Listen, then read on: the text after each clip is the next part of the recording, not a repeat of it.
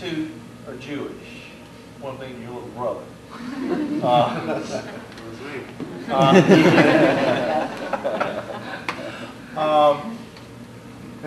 You know, the holidays in December were interesting, but I always demanded equal time. They do devotionals in our school every morning, which I think, quite frankly, I think religion is a good thing and keeps a lot of people in line, so history has shown.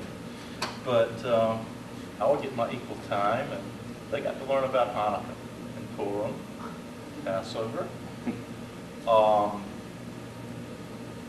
Darlington, which is 10 miles away, is a town of about 6,500 people.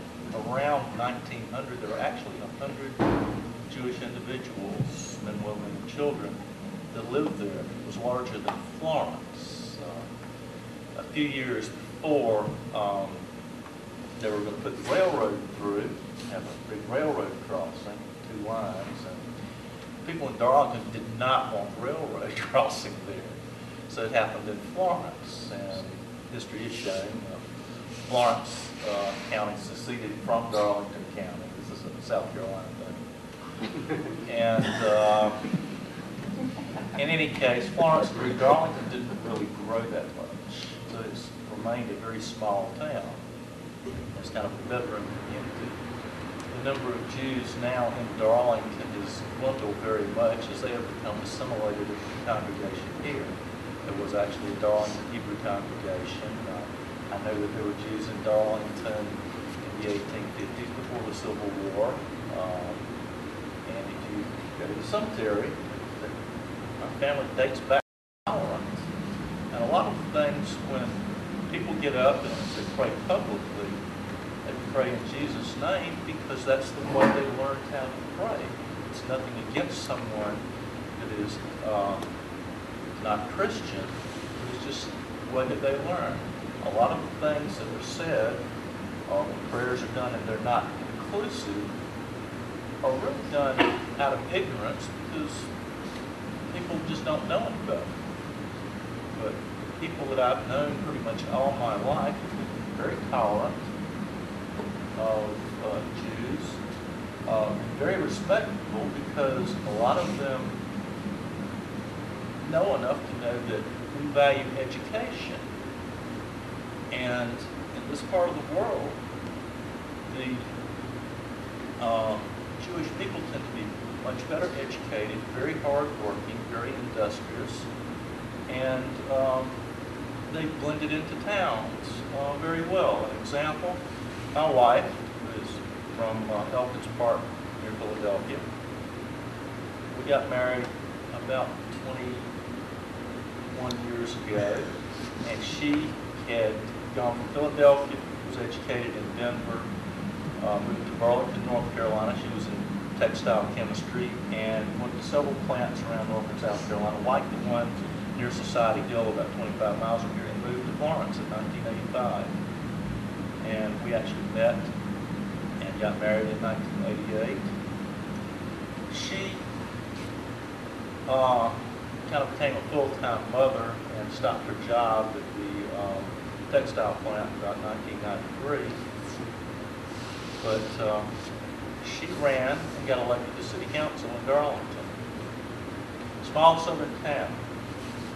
She's female. She's a Yankee. And she's Jewish. Go figure she got more votes than the mayor did.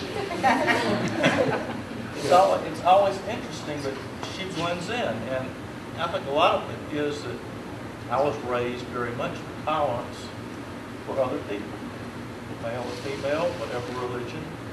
And I think we all were. I think that helps us, and it tends to rub off on the people around us. So it's been very interesting growing up and living here. I'll probably die here. I reckon the hardest thing for me, in a certain sense, is I'm 5th generation Darlington. I know that my kids will never move back there. It's just the way the world is. And I think we find that in small towns a lot. Having a youth group here in this building, this was our social thing. Nifty, this is Lofty. We had 19 or 20 kids in our youth group when I was in high school. We just happened to have that. We were very active. We would go to Sumter, to Columbia, to Charleston to get together with other Reformed Jewish youth. That was every third or fourth weekend.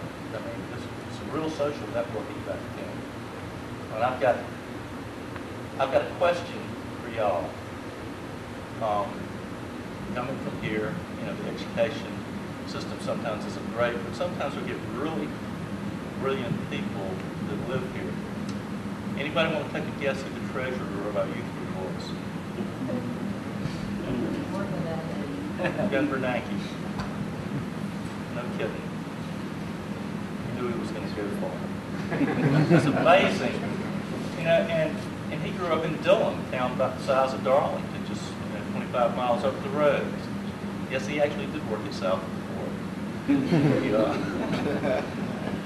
And you know that the upbringing, working for his dad and his uncle, and growing up in a small town, seeing firsthand real poverty, which is still here, but it was much more apparent 30 years ago. And it really opened his eyes. So, you know, he's taken a lot of that into context when you know, some of the things that he says or some of the things that he does. Other people. Mr. Hyde, I have one experience that I would like to share. I did a consultancy with the U.S. Army Corps of Engineers in Vicksburg, Mississippi. And one Friday night I was asked to be the service reader for the congregation in Vicksburg. And my congregants were two women who had driven 100 miles one way from Shreveport, Louisiana to listen to churches. Service reader, two women did the service. Communities in the South, if you look on the website of the Institute for Southern Jewish Life, 50 years ago there were many, many more communities. I don't think the gross population was any greater, the gross Jewish population, but because of the importance of commerce, small town business, there were many more communities, and eventually most of them set up synagogues.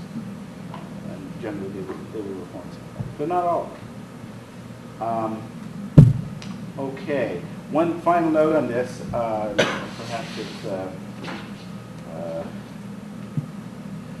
yes. One final note on this, that's the irony of the South in transition.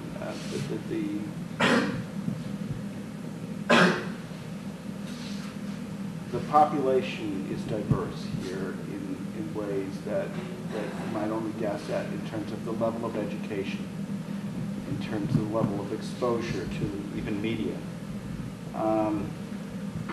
And for the degree of toleration of different points of views, whether they're religious or political points of view.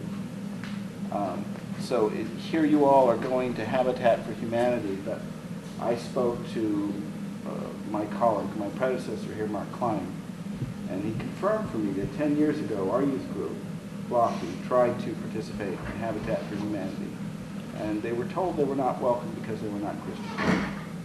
So that was a different group. That was 10 years ago. That was not the chapter that you're looking for, and I would bet that the chapter that's here now would be horrified. Well, it's actually a much happier. I was the youth group advisor at that time. And what actually happened was they were trying to do a unity program. So I was youth group advisor then. And they were trying to do a unity program. So there were a bunch of different churches, and then our youth group would take different weekends or Sundays and go and work on the house. And so two youth groups would work together. And it so happened that one of the churches in town said, well, we're not going to do it if the unbelievers are going to be, one of the groups. And all the rest of the church youth group said, well, see you later, because they're it. So they actually accepted our youth group and told the church, hey, we don't want you helping out. So it's a lot happier story. So.